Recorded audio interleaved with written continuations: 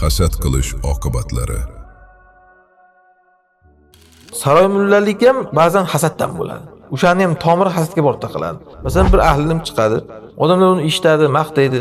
Qarasang, ana shunda unga hasadi keladi-da, keyin unga u tuhmat qilishni boshlaydi, loy chaplashni boshlaydi. Odamlar uni olqishlagan sari kuyib ketaveradi u. Keyin ana uni yo'qotish uchun kerak bo'lsa, davlat bilan til berkitiradi. Borib uni davlatga yozib beradi. Mana deydi, sal aynigan deydi. Buni gaplari bejuya deydi. Ana shunday qilib hasad uni keyin hatto shu sotqinlikka ham undaydi. Bo'lmasa ayting, masalan, namozda qo'lni ko'tarmaslikni, amin deyish demaslikni, oyog'ida yirib o'tirmaslikni, davlatga nima qizig'i bor ayting aslida. Masalan, bugun kameralardan kuzatib odamlarni mana shunaqa qilib chaqirtirib tergov qilib yotdi-yu.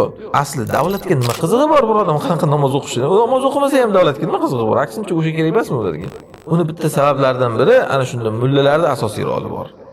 Hasadgo'ylar ular buni mazhab degan da'vo bilan boshqalarni bemazhab deb hasad qilib, musulmonlar uni masjidida namoz o'qib turib, uni orqasida namoz o'qib turib, uni gapiga kirmay, kim qayerdagi bitta odamni gapiga kirayotganiga hasadi kelib, borib keyin ana shuni yozib beradi davlatga, mana shu odam bejo'ya namoz o'qiyapti deb. Yozib beradi davlatga, mana shu odam bejo'ya namoz o'qiyapti deb.